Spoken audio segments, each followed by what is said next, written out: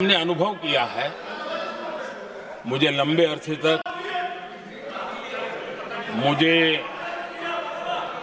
अरसे तक मुख्यमंत्री के रूप में सेवा करने का जनता ने अवसर दिया और उसी कालखंड में ग्रासरूट लेवल पर विमेन लीडरशिप को मैंने देखा है। मेरा अनुभव है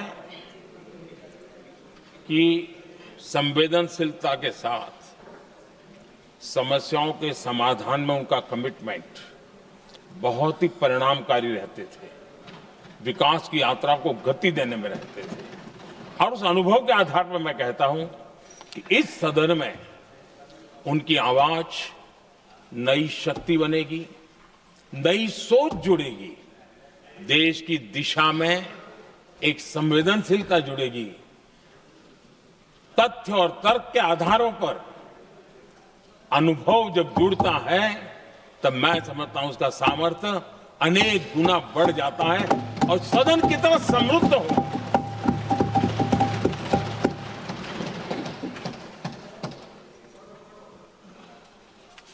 आदरणीय अध्यक्ष जी, हमारे देश में अनुभवी नारी शक्ति की कोई कमी नहीं है, सामर्थ्यवान में कोई कमी नहीं। हम भरोसा करें वे कंट्रीब्यूट करेंगे, बहुत अच्छा कंट्रीब्यूट करेंगे।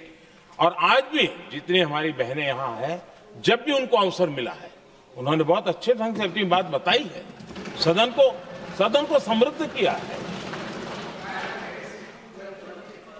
अध्यक्ष जी, आज देश में वर्तमान में देश में 650 से ज्यादा पंचायतें, डिस्ट्रिक्ट पंचायत, करीब 250 महिलाएं उसका नेतृत्व कर रही और केंद्र के कैबिनेट मिनिस्टर से ज्यादा उनके पास जिम्मेवारी और धन और व्यवस्था होती है, काम करती है जी। करीब 6,700 ब्लॉक पंचायतों में 2700 से अधिक ब्लॉक पंचायत ऐसी हैं जिसका नेतृत्व महिलाओं के हाथ में। आज देश में 900 से अधिक शहरों में अर्बन लोकल बॉडीज की हेड के रूप में मेयर्स हो या स्टैंडिंग कमेटी का काम देखने वाली बहनें हैं, उनकी ताकत है।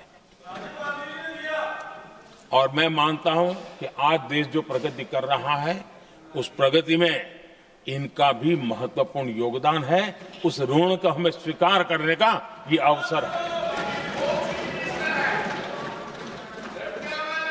और जब ये अनुभव सदन के साथ जुड़ेगा तब वो अनेक गुना ताकत बढ़ा देगा। आदरणीय अध्यक्ष जी, एक लंबी प्रतीक्षा एंड एक प्रकार से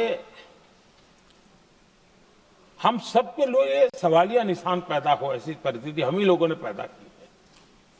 ये अवसर है कि हम पुरानी जो कुछ भी मर्यादाएं रही होगी, मुश्किलें रही होगी, उसे बाहर निकले, हिम्मत के साथ हम आगे बढ़े और नारी शक्ति का राष्ट्र के विकास में उनकी सहभागिता को हम सुनिश्चित करें।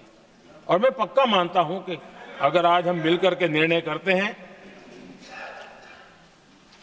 और मैं तो आग्रह करूंगा कि हमें सर्वसम्मति से इसको आगे बढ़ाना चाहिए।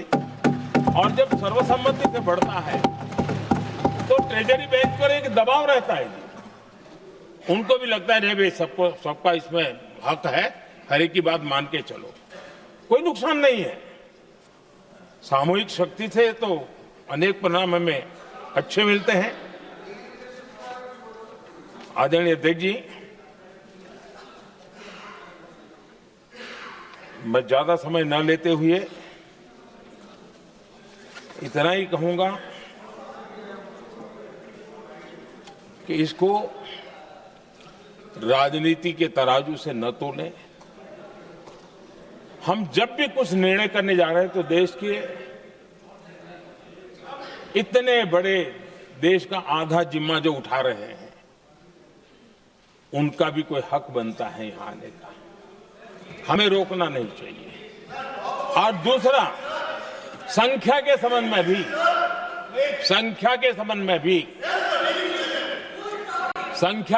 में भी एक मत पहले से बनता आया था, चर्चा थी कि साहब ये जो है इनका कम मत करो, अधिक कर दो तो जल्दी हो जाएगा। वो अधिक वाला विषय वो आया है कि चलो भाई पैसे जो संख्या थी 33% और बढ़ा दो, ताकि किसी को ऐसा न लगे कि मेरा हक चला गया।